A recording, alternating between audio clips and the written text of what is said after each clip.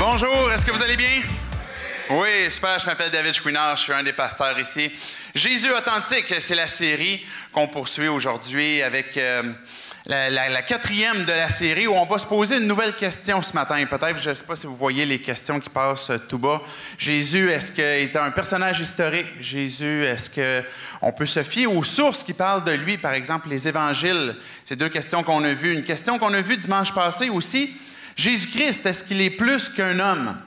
Est-ce qu'il est plus qu'un homme? Et aujourd'hui, on va se poser une nouvelle question en ce qui concerne Jésus. Jésus authentique, c'est le désir de vouloir présenter Jésus sous l'angle qui nous est révélé selon les évangiles, sous l'angle qui nous est révélé dans ce qu'on appelle la Bible ou la parole de Dieu. Jésus, on a toutes sortes d'images de lui. On a, et c'est ce que la vidéo présente, on a toutes sortes de figures à travers le temps qui nous ont été laissées pour illustrer du moins le visage de Jésus. Mais même son attitude, ses sentiments, son comportement, son ministère, plusieurs choses ont été dites à son sujet. Mais qui est-il réellement? Jésus authentique. Et c'est le but de la série. Ce matin, ici, c'est la première fois que vous assistez dans une église. On est l'église 180.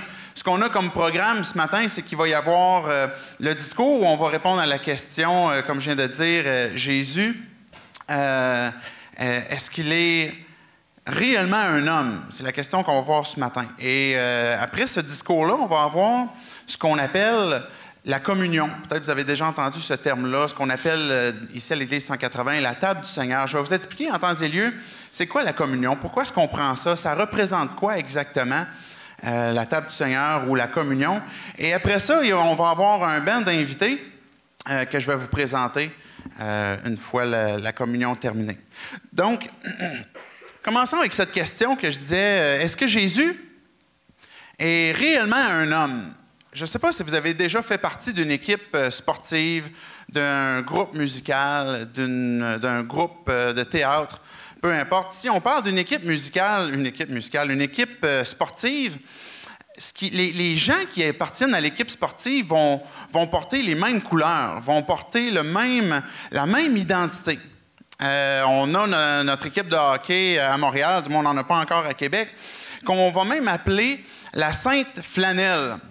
On a Ginette Renault, qui est connue au Québec, qui chantait l'hymne national à l'occasion, quand les Canadiens jouaient et qui porte la Sainte Flanelle et la couleur du Canadien. Et les gens qui s'identifient, par exemple, aux Canadiens, puis ça peut être une autre équipe, peut-être des fans des Bruins ou peu importe, les gens qui s'identifient à une équipe vont justement s'identifier, ils vont porter une forme d'identité. Et à plus forte raison, même l'équipe même vont porter tous le même chandail, les mêmes couleurs. Si c'était, par exemple, la Coupe du monde de soccer, c'est la même chose. Ils viennent du même pays, ils vont travailler ensemble, ils vont compétitionner ensemble.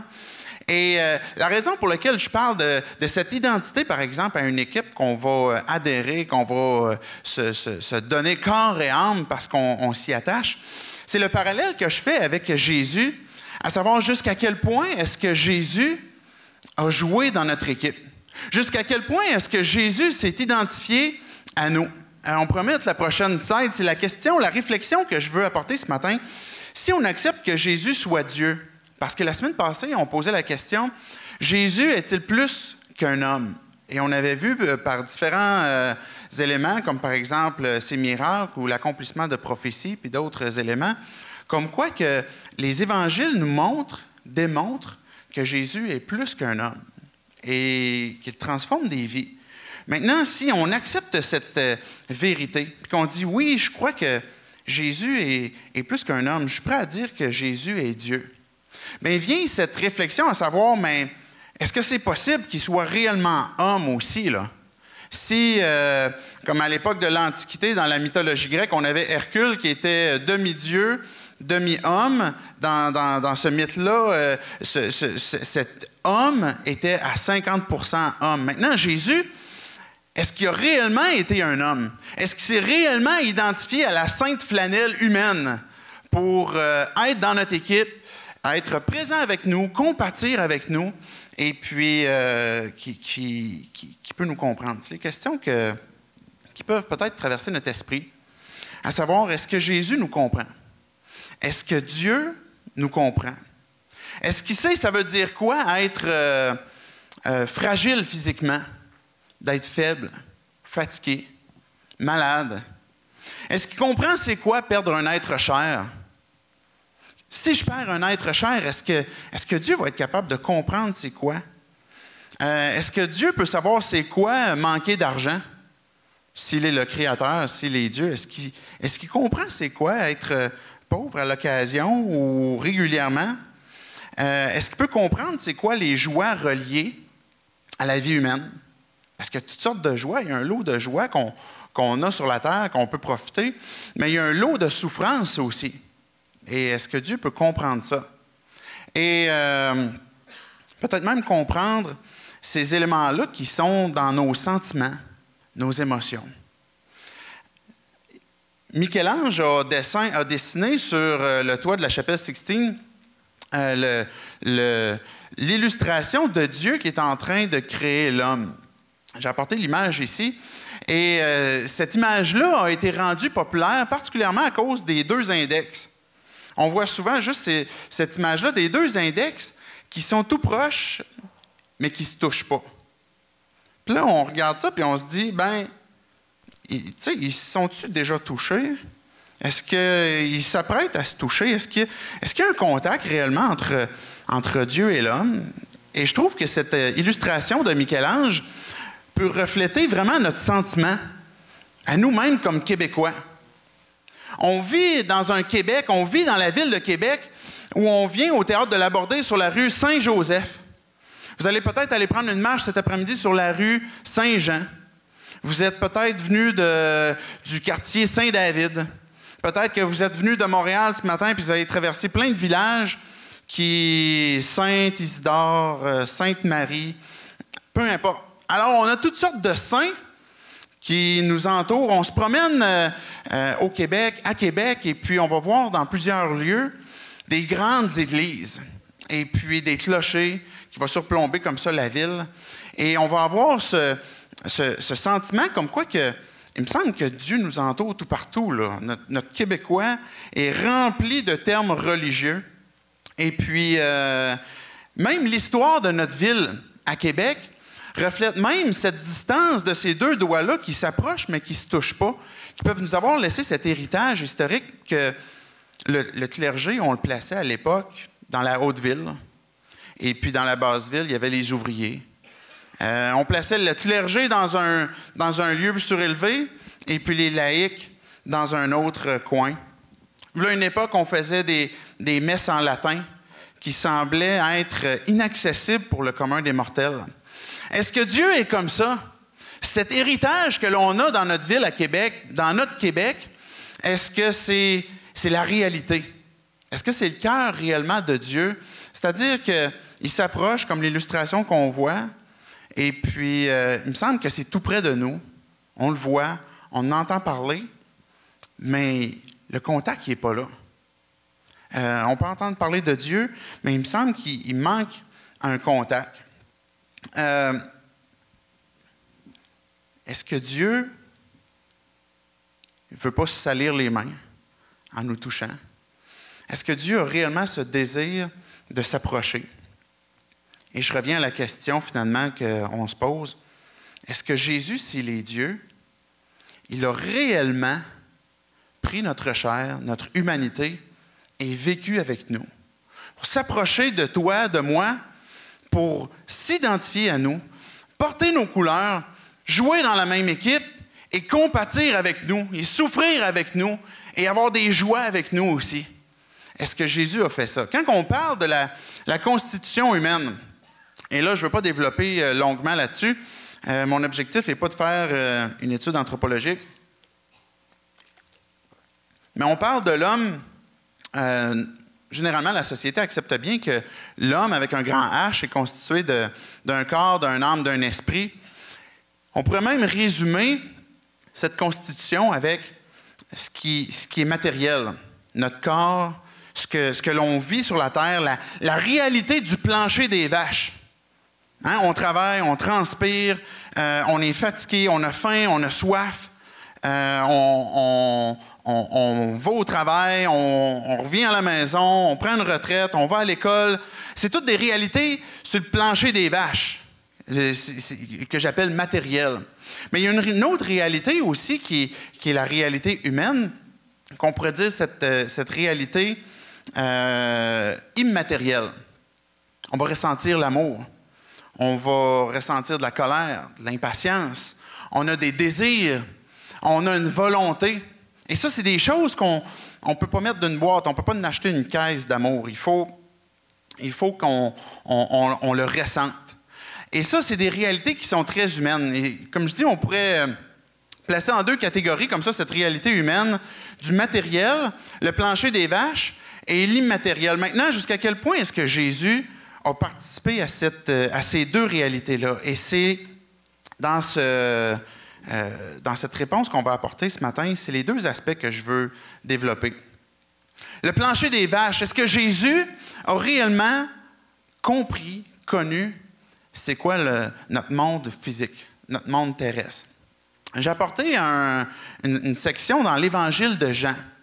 L'Évangile de Jean, quand vous ouvrez le Nouveau Testament, il y a 4 évangiles. Le 4e évangile a été écrit par Jean un peu plus tard dans le temps. Et je vais vous lire les 2 premiers versets pour après ça aller au verset 14. Je les ai apportés ici, vous allez pouvoir les voir. Alors, l'Évangile de Jean commence ainsi, qui est une généalogie, c'est-à-dire d'où vient, par exemple, Jésus, mais sur un autre angle différent. Au commencement, la parole existait déjà. La parole était avec Dieu et la parole était Dieu. Au commencement, la parole était avec Dieu. Ça a l'air un peu étrange quand on lit ce texte-là. Quand on parle de la parole, d'autres traductions vont l'appeler par exemple le Verbe. On parle de Jésus, qui est la parole, et puis qui dit qu'il était avec Dieu, dans la présence de Dieu, et ce que Jean il dit au tout début de son évangile, il est Dieu. Maintenant, est-ce qu'il est resté Dieu? Regardez le verset 14 qu'il dit. Évidemment, il est resté Dieu. La parole, par contre, est devenue un homme, et il a habité parmi nous. Et nous avons vu sa gloire. Cette gloire, il la reçoit du Père. C'est la gloire du Fils unique, plein d'amour et de vérité. Ce verset-là, ce qu'il est en train de nous dire, c'est que Jésus, étant la parole, étant Dieu, venu par exemple comme la gloire du Père, il s'est fait homme. Il est venu sur la terre. Si on regarde les évangiles, si on avait eu l'occasion de voir Jésus vivre sur la terre, on aurait vu un homme qui vit sur le plancher des vaches, qui le matin, quand il se lève, va préparer sa boîte à lunch, va préparer son coffre à outils. Les évangiles nous disent que Jésus est un charpentier. Même dans les évangiles, les gens voyaient Jésus passer avant qu'il soit connu, puis ils disaient, ben, c'est pas le charpentier, ça? C'est pas le fils du charpentier? Il me semble qu'on l'a déjà vu avec son coffre à outils. Joseph et fils. Je ne sais pas si c'était ça leur nom de commerce. Mais Jésus était connu pour être un charpentier. Il avait sa boîte à outils, et puis il faisait des charpentes, il travaillait le bois. Jésus, on aurait vu un homme qui vit réellement ce qu'on vit humainement. Un homme qui, à un moment donné, doit prendre une douche. Un homme qui, à un moment donné, va se coucher, qui se lève, qui doit manger. Les évangiles nous disent qu'au moment de la crucifixion, quand Jésus a été crucifié, juste avant ça, Jésus avait donné des quantités de discours. Et puis, il avait enseigné aux gens, il avait parlé avec les gens. Mais une fois sur la croix, Jésus a dit seulement 7 phrases, des petits bouts de phrases. Et on aurait pu se dire, pourtant, Jésus, c'est le temps de léguer son testament, ça aurait été le temps de dire des choses, mais il a été restreint dans ce qu'il a dit. Puis dans une de ces phrases-là, il a dit « J'ai soif ». C'est intéressant, hein? Jésus, qui est sur la croix, est en train même d'affirmer son besoin physique, terrestre, humain. Dieu, même s'il est cloué présentement, mais dans notre chair, est en train de dire « J'ai soif », afin que s'accomplisse une autre des prophéties aussi. Jésus devait dormir, manger, moucher son nez. Il a eu soif, il a eu faim, il a été fatigué. Et Jésus avait lui aussi une petite orteille qui pouvait à l'occasion peut-être cogner, je ne sais pas. Je ne sais pas s'il y a un humain sur Terre qui ne s'est jamais cogné la petite orteille. Mais moi, ça m'arrive régulièrement. Mais ça, c'est ce que Jésus a participé. C'est ce qu'il a eu. J'ai apporté un autre texte de la Bible qu'on trouve un petit peu plus loin après les évangiles, qui est dans Philippiens. Philippiens a été écrit par Paul, l'apôtre Paul. Et regardez ce que l'apôtre Paul dit dans Philippiens 2, 7 et 8. « Jésus s'est fait serviteur. Il est devenu comme les hommes, et tous le voyaient que c'était bien un homme. Il s'est fait plus petit encore. Il a obéi jusqu'à la mort, et il est mort sur une croix. » Même le terme, quand on regarde le texte original, selon la langue originale, le terme derrière, il est devenu, ça dit qu'il s'est métamorphosé. Il a pris la forme d'un homme, devenant un serviteur, et il a paru réellement comme un vrai homme. Donc, quand on regarde les évangiles, quand on regarde la vie de Jésus, puis on se pose la question, OK, je suis prêt à accepter que Jésus soit Dieu, mais jusqu'à quel point est-ce qu'il a porté nos couleurs et qu'il a joué dans notre équipe? Jusqu'à quel point est-ce qu'il a été humain? Bien, on voit que Jésus a vécu sur la terre. Et plusieurs petites mentions sont faites, même dans la Bible, dans les évangiles, qui paraissent anodines, qui paraissent simples, mais qui sont là justement pour nous montrer qu'il a participé au sang et à la chair, comme vous et moi. Par exemple, né d'une femme qui avait un corps normal de chair et d'os, qui a grandi, qui a déjà été un enfant. On fête Noël, et puis c'est un des héritages religieux qu'on a reçus de Jésus, où on se souvient que le bébé est né, Emmanuel, Dieu avec nous. Donc, il a déjà été bébé, qui devait obéir à ses parents, qui a travaillé comme un charpentier et qui avait des amis. La Bible dit que Jésus avait des amis, des gars, des filles, qui allaient manger chez les gens, qui aimaient ça prendre du temps avec eux. Il y avait une vie sociale. Jésus a réellement vécu sur le plancher des vaches. Maintenant, est-ce qu'il peut comprendre ce que l'on vit? Des émotions, des désirs. Dans les évangiles, Jésus montre clairement les émotions humaines. À un moment donné, il y avait un homme qui était un centurion, qui n'était pas un juif. Et puis, il vient voir Jésus, puis il dit, « Jésus, mon enfant est en train de mourir, et puis j'aimerais que tu puisses faire quelque chose. » Et puis, fait que Jésus, il dit, « Ben, conduis-moi à ton enfant. » Et puis, le centurion, il dit, « Tu sais, il dit, moi, j'ai des gens qui sont sous mes ordres. Puis je dis à mes serviteurs, à d'autres soldats, tu sais, va faire ça, puis il va le faire. Va faire ça, puis il va le faire. Puis d'une simple parole, va s'exécuter. » Fait que Jésus fait simplement dire une parole pour que mon enfant soit guéri. Tu n'auras même pas besoin de te déplacer. Et là, ce que l'Évangile de Matthieu, dans le chapitre 8, nous révèle, Jésus s'émerveilla. Jésus a admiré cet homme-là. Il pouvait vivre de l'émerveillement. Il était stupéfait, les sourcils dans le milieu du front. mais il y a un homme qui a cette foi encore aujourd'hui. Et l'histoire nous dit que Jésus a guéri son enfant. J'ai des enfants de 12 ans, 11 ans, 7 ans et puis 5 ans. Et puis, j'ai eu l'occasion de voir mes enfants, vers qui est-ce qu'ils vont. Et puis, ma fille, par exemple, de 5 ans, bien qu'elle soit bien sociable, peut avoir peur de certaines personnes, même s'ils ne sont pas épeurantes, peut avoir de la crainte, ça parce qu'elle voit dans son physique, ou peu importe, que la personne est austère, distante, ou peu importe. Pour attirer des enfants, pour qu'on soit accueillant envers les enfants, il faut qu'à quelque part, on dégage un certain charisme, un certain amour, une certaine joie de vivre, un sourire. Et la Bible, les évangiles nous disent que Jésus, les enfants venaient à lui, que les gens amenaient leurs enfants aussi. Et on peut très bien imaginer un Jésus qui est capable de mettre un genou à terre, est capable d'éprouver de la joie, capable de chatouiller un petit peu les enfants, capable d'avoir du bon temps avec eux. Jésus pouvait comprendre ce qu'un enfant voulait. On imagine un Jésus, quand les évangiles nous parlent de sa vie, qu'il a été crucifié aux environs de 33 ans.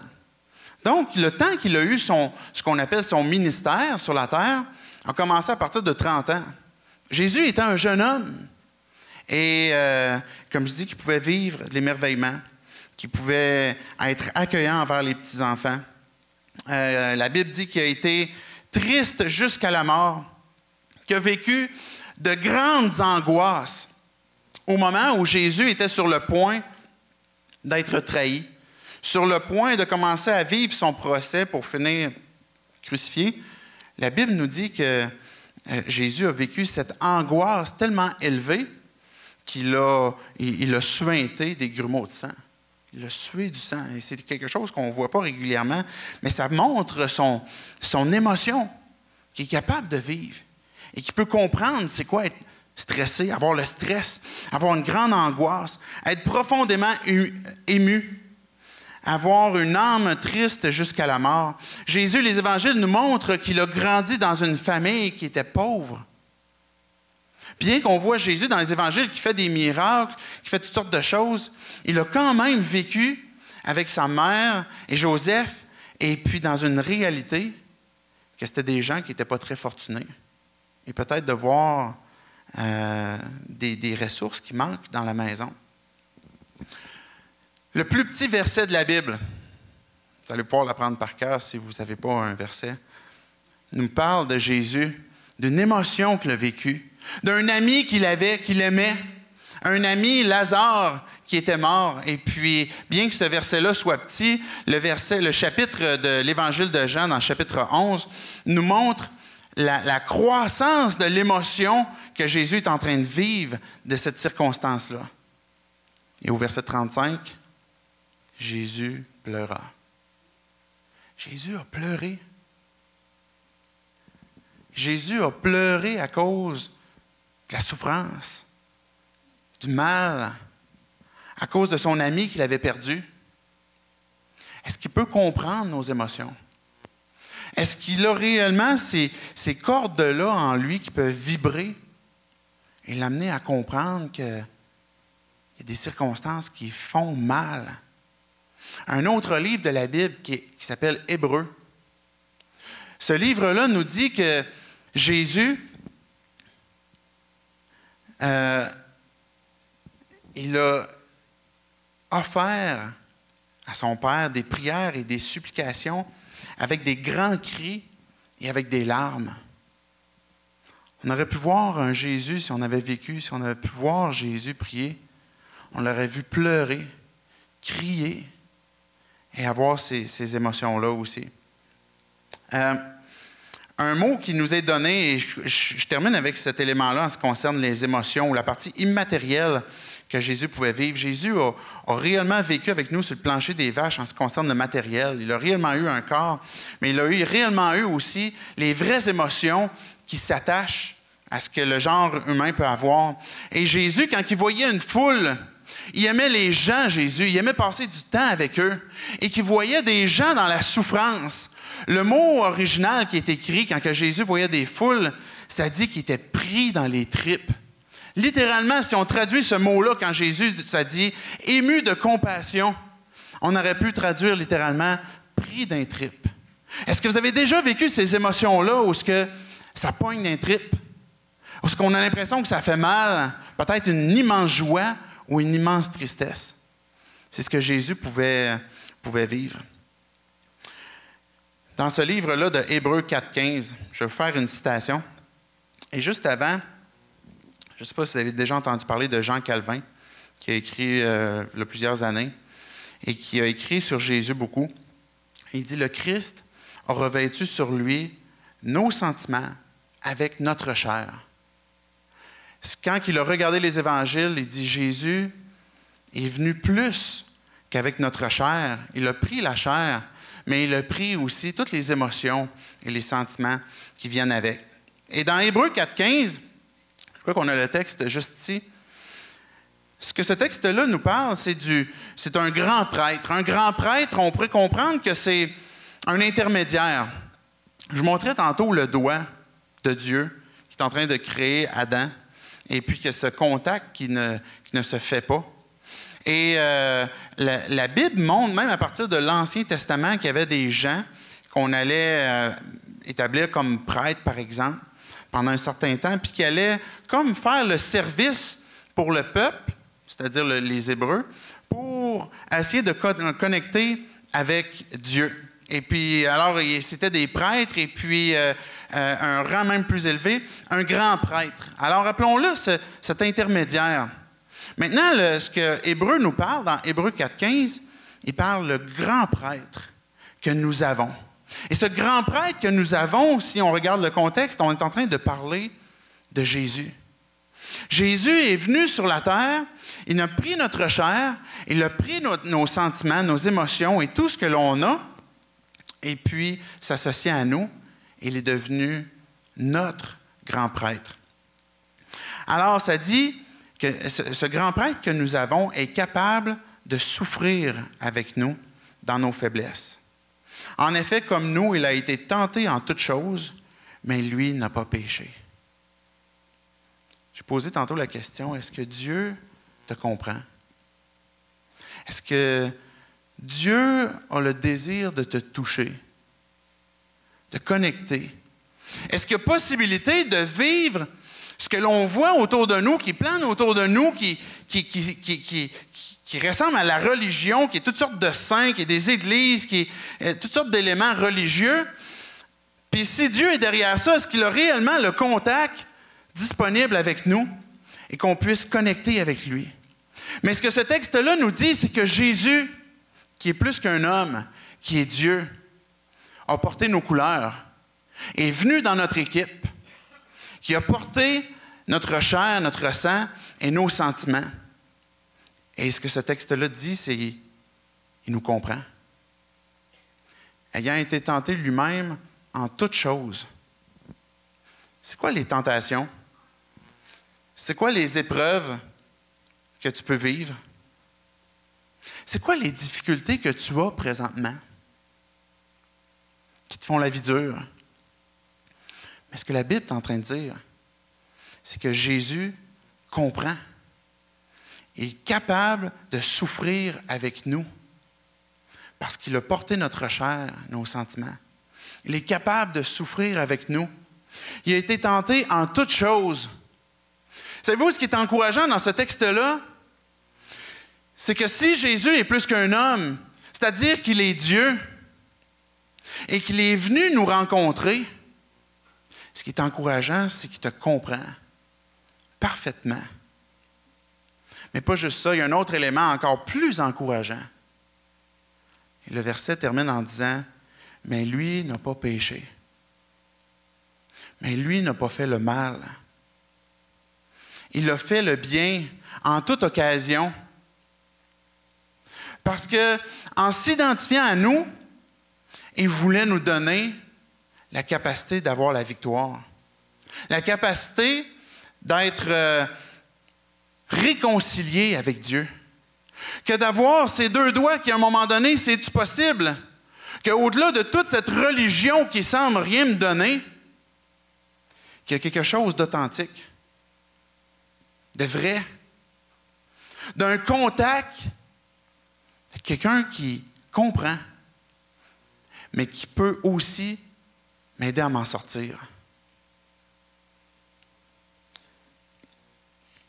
Je vais apporter un autre verset de Hébreux, qui est dans Hébreux 2. Le texte dit, « Jésus a dû être rendu semblable en toutes choses à ses frères, à nous, les humains, les Juifs, aussi dans le contexte. Car ayant été tenté lui-même dans ce qu'il a souffert, il peut secourir ceux qui sont tentés. » Dans les tentations, dans les épreuves, dans le mal qui peut peut-être te ronger, et tu te dis, il me semble que ça recommence constamment, ça revient constamment, et je ne suis pas capable de m'en sortir. Mais ce que la Bible dit, c'est que Jésus est celui qui est l'intermédiaire, le grand prêtre, qui peut souffrir avec toi, qui s'est identifié parfaitement avec toi, qui est venu jouer dans ton équipe et qui est prêt à te faire gagner. Parce qu'il peut te donner la victoire. Parce qu'il peut te faire découvrir la vie. Nous réconcilier avec Dieu dans une relation authentique. J'aimerais inviter les musiciens à s'avancer. Le band que je vais vous présenter dans quelques instants. Ils vont pouvoir commencer à jouer tranquillement. Et ce que j'aimerais, c'est qu'on puisse réfléchir à ce qu'on vient d'entendre. Pour qu'on puisse aller vers la communion, la table du Seigneur. Le mot communion révèle bien ce contact qui manque entre les deux doigts. On peut mettre la prochaine slide. Cette communion, ce n'est pas une démarche religieuse. Ce qu'on va s'apprêter à faire n'est pas quelque chose qui, si je prends ça, quand je prends ça, là, tout d'un coup, ça me donne une communion authentique avec Dieu. Mais ce que ça révèle, ce que la Bible dit, c'est que quand Jésus, parce que cet acte-là qu'on va faire de prendre un morceau de pain, la coupe, va nous rappeler ce dernier repas que Jésus a eu, où il a dit lui-même à ses disciples, « Mon corps est livré. Mon corps va être brisé. Mon sang va être versé. Et je vais donner ma vie. Je vais donner ma vie. » Et là, il a dit à ses disciples, « Prenez le pain. Et à chaque fois que vous êtes assis ensemble, brisez le pain. Et souvenez-vous que je vous ai donné ma vie pour que vous puissiez vivre, découvrir la vie en Jésus-Christ. » Cette coupe que Jésus a donnée à ses disciples, il a dit, c'est mon sang qui est versé. Jésus a participé à notre sang, à notre chair, et lui qui n'a pas péché, lui qui a fait le bien, nous dit, c'est un symbole de la vie que je vous ai donnée. Et quand vous allez prendre la coupe, souvenez-vous de cette nouvelle alliance, un nouvel engagement que je prends avec vous. Qui maintenant, il n'y en aura plus toutes sortes de prêtres. Il n'y en aura plus toutes sortes de gens qui vont faire l'intermédiaire pour essayer de connecter les deux doigts. Parce que le critère d'embauche pour connecter les deux doigts demande des prérequis très précis. Et Jésus peut remplir ces prérequis-là pour connecter. Et c'est lui maintenant, à cause qu'il a donné son corps, qu'il a donné sa vie, qu'il a versé son sang pour montrer que sa vie elle a été donnée. Pour dire, Dieu, le péché, le mal que je fais, que je ne peux pas me sortir de moi-même, je crois que je peux avoir le pardon à cause de Jésus qui a donné sa vie. prendre ma place et faire un 180. C'est pour ça qu'on a appelé l'Église 180. Pour révéler ce premier pas, pour vivre quelque chose d'authentique, pour se retourner et prendre la main de Jésus, qui, lui, nous réconcilie avec le Père. 1 Timothée 2,5. Il y a un seul Dieu et un seul médiateur entre Dieu et les hommes. Savez-vous c'est qui? Jésus-Christ. Et le texte spécifie bien ce que je viens de dire. Jésus-Christ, homme. C'est lui qui est venu nous rencontrer, qui l'a réellement joué dans notre équipe complètement, pris notre sang, notre chair. Et à cause de lui, on peut être réconcilié avec Dieu. Lui qui est le seul médiateur. Et Jésus a dit, et ça va être ma dernière citation de la Bible ce matin, en effet, le Fils de l'homme, c'est comme ça que Jésus s'est présenté aussi, pour qu'on comprenne bien, qu'on se souvienne bien qu'il est, oui, le Fils de Dieu, qu'il est Dieu, mais qu'il est le Fils de l'homme. Il dit, le Fils de l'homme n'est pas venu pour être servi, mais il est venu pour servir et donner sa vie pour libérer un grand nombre de gens. Dieu, on te loue ce matin. Et on t'adore parce que tu es un Dieu vivant, authentique. Et Dieu, on s'est posé la question ce matin, est-ce que tu es réellement intéressé de nous toucher? La réponse est oui. Non seulement tu es intéressé à nous toucher, mais tu as porté notre chair, notre sang, nos sentiments, nos émotions. Tu as été tenté en toutes choses. Tu as souffert. Tu as éprouvé des joies. Et ta Bible nous dit que tu as tracé un chemin nouveau par lequel on peut se rendre à toi, Père. Ce chemin nouveau qui est disponible maintenant, c'est à cause de Jésus, qui n'a pas péché, et qui nous dit, suis-moi, suivez-moi. Tu nous dis, Père, soyez réconciliés avec moi. Ce matin, Dieu, on se souvient à travers cette communion. Non seulement le jour où on s'est tourné, on s'est repenti, on a abandonné notre vie indépendante de toi pour dire maintenant, on veut une relation authentique. Sauve-nous. On se souvient de ce moment-là, mais aussi, Dieu, on se souvient de notre marche à chaque jour avec toi. Où tu nous dis, continue. Lâche pas. Je te comprends. Et je te tends la main encore. Lève-toi. Dieu, on ouvre nos cœurs à toi pour que tu nous parles. Dis-nous, Dieu, ce que tu t'attends de nos vies. Que toute gloire te soit rendue, Père.